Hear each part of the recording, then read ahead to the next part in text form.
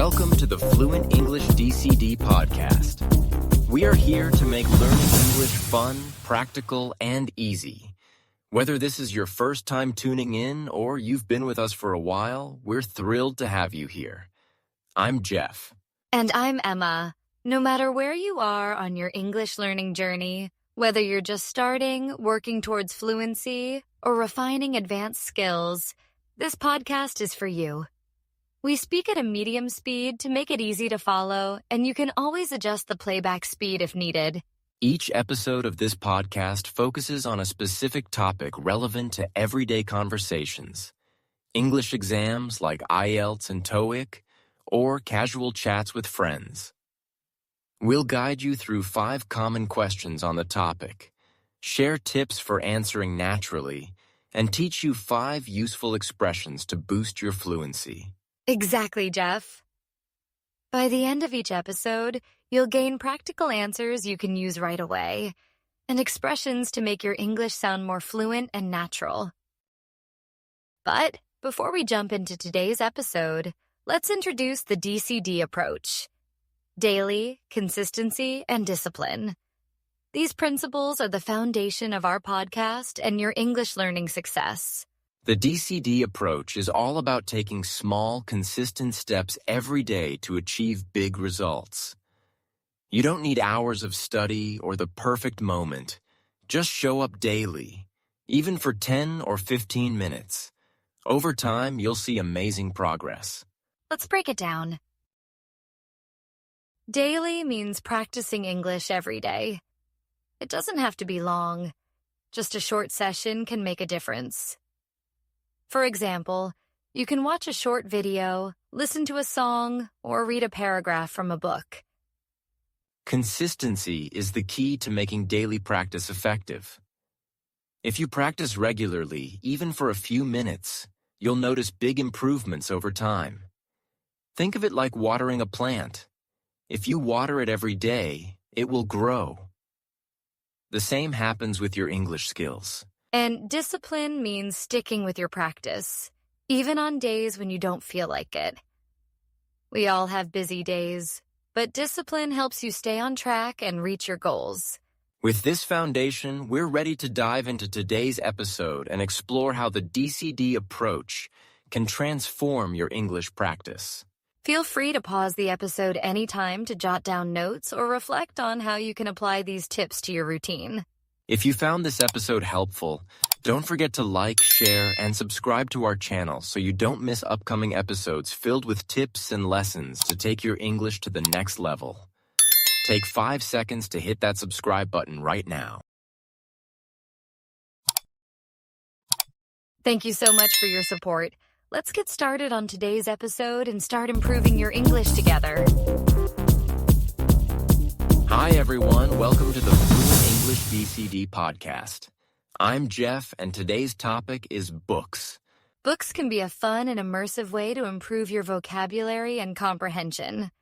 Now, let's dive into today's topic. Question 1. What's your favorite genre of books? It's always fascinating to learn about people's preferences. Jeff, why don't you start? Thanks, Emma. For me, it has to be mystery and thriller books. They're so exciting, and I love the suspense. I enjoy trying to solve the mystery alongside the characters. It's like a mental challenge that keeps me hooked.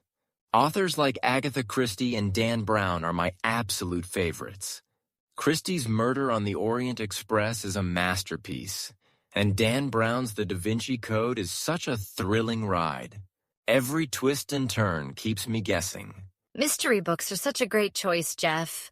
Personally, I'm a big fan of fantasy books. I love how they transport me to magical worlds where anything can happen. They're full of exciting adventures, imaginative characters, and incredible settings. 2 of my favorites are The Hobbit by J.R.R. Tolkien and the Harry Potter series by J.K. Rowling. These books make me feel like I'm part of a magical journey. Fantasy is definitely an amazing genre, Emma. For those learning English, answering this question is a great way to practice. Start simple by saying, My favorite genre is... and then explain why you like it. You can even mention a favorite book or author to add more details. That's right. If you're new to English, you can keep it short and say something like, I like romance because it's emotional. As you gain confidence, expand your answer by explaining how the genre makes you feel. You can also ask questions like, what's your favorite book in that genre, to keep the conversation going. Question 2. Do you have a favorite book or series? Jeff, I bet you have a great one to share. Absolutely, Emma. My favorite series is the Sherlock Holmes series by Arthur Conan Doyle. Sherlock Holmes is such a brilliant and unique character. I love how he uses his sharp mind and keen observation skills to solve mysteries. Each story feels fresh, even if I've read it before. The friendship between Holmes and Dr. Watson also makes the series enjoyable. It's a classic that never gets old. That's a fantastic choice, Jeff. For me, my favorite book is Pride and Prejudice by Jane Austen.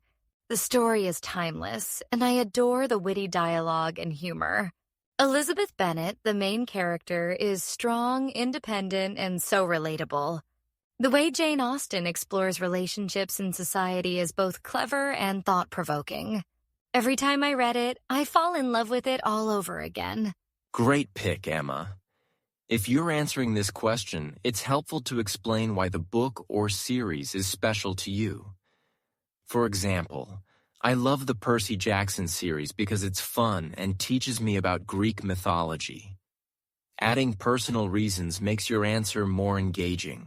And if you don't have a favorite book yet, that's okay too. You can talk about one you're currently reading. For example, I'm reading The Alchemist by Paulo Coelho, and it's really inspiring. It shows that you're interested in exploring new books, which is always a great thing to share in a conversation. Question 3. Do you prefer eBooks or printed books? This question always sparks interesting answers. Some people love the feel of a traditional book, while others can't live without their e-readers. Jeff, what's your take? Oh, that's a good one, Emma. For me, it's printed books all the way. There's something magical about holding a physical book, flipping through the pages, and feeling that connection to the story. And let's talk about the smell. New books smell crisp and exciting, and old books have this cozy, nostalgic scent.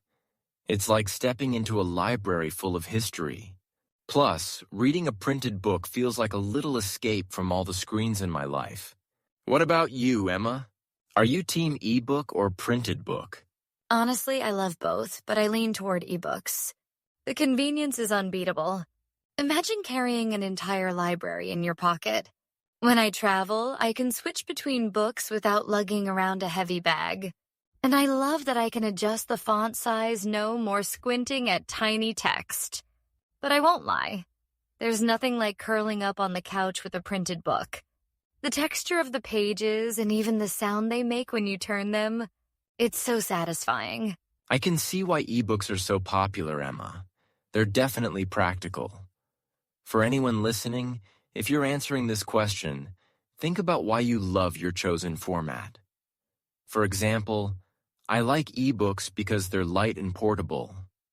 Or I prefer printed books because they feel more special.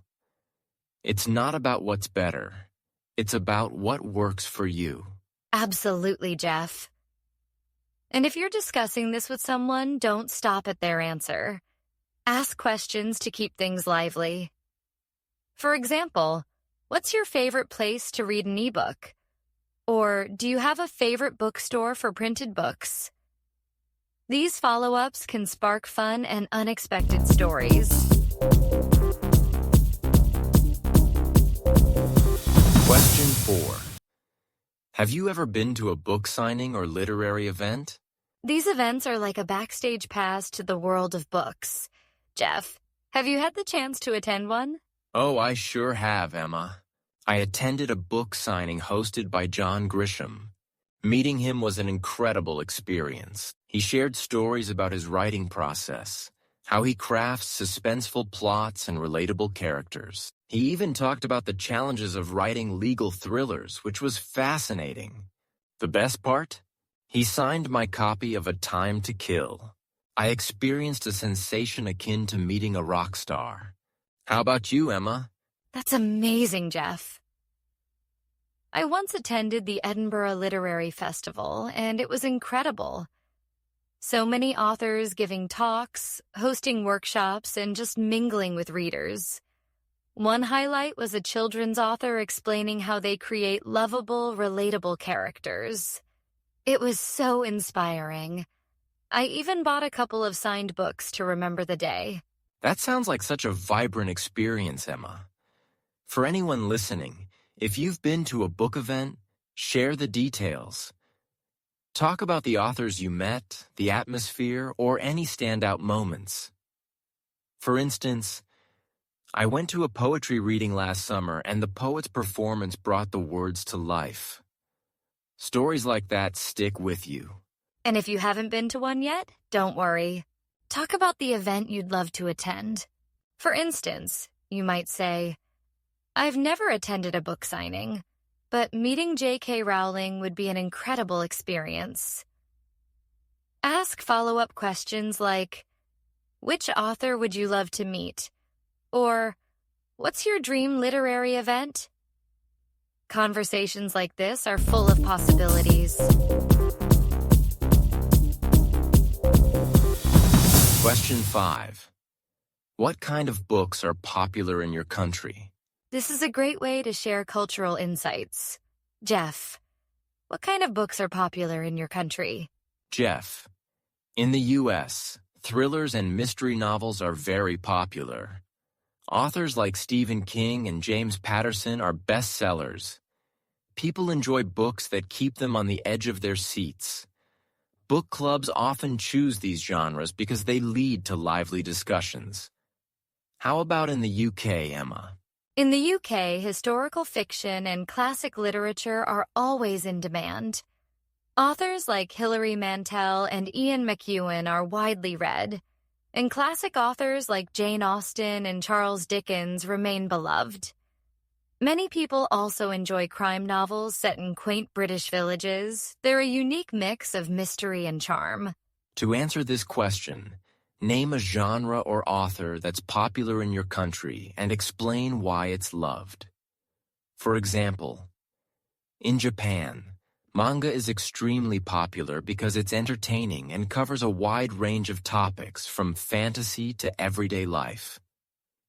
Adding cultural context makes your answer more interesting. If you're talking to someone from another country, you can ask them about the books they enjoy. For instance, what's a popular book in your country? Or, are there any traditional stories that people still read today? It's a fun way to learn about different cultures and practice your English. Another idea is to share your experience with a particular genre. For example, I recently started reading Scandinavian crime novels, and I love how atmospheric and gripping they are. Sharing personal experiences makes your answer more engaging. Books are such a universal topic, and discussing them helps build connections. Whether it's thrillers, romance, fantasy, or something else, there's always something interesting to talk about.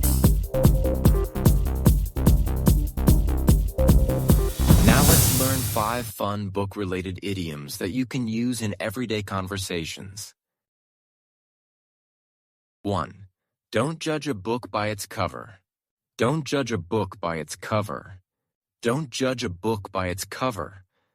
This idiom means that you shouldn't make assumptions about someone or something based on their outward appearance. Often, what lies beneath the surface can be very different from what it seems.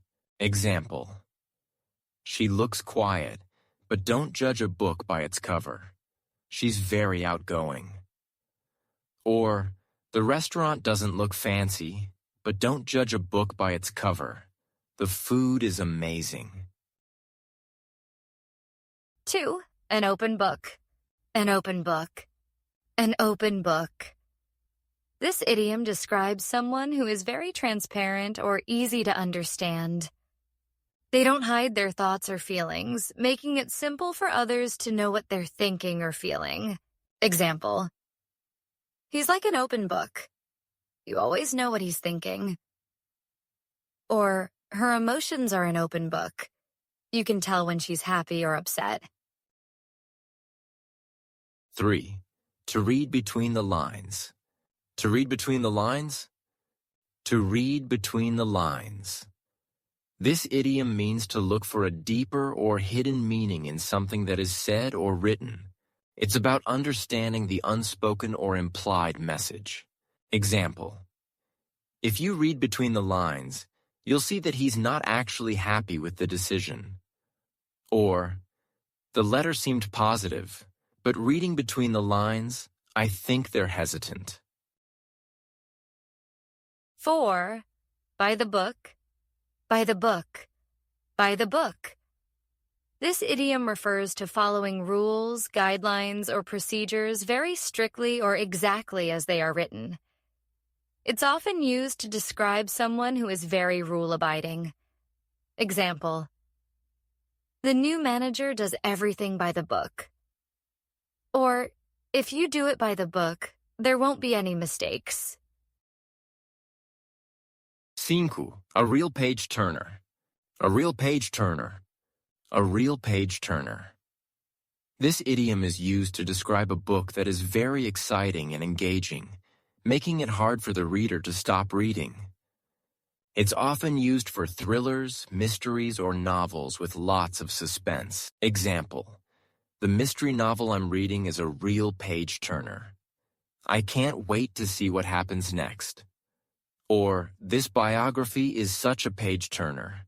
I finished it in one day.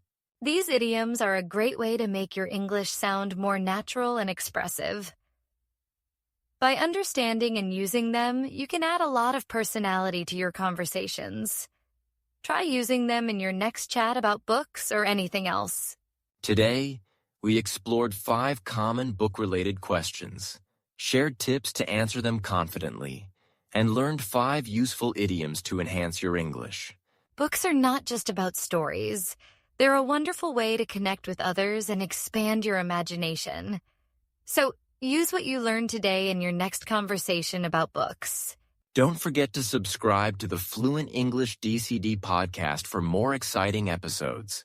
See you next time. Bye, everyone.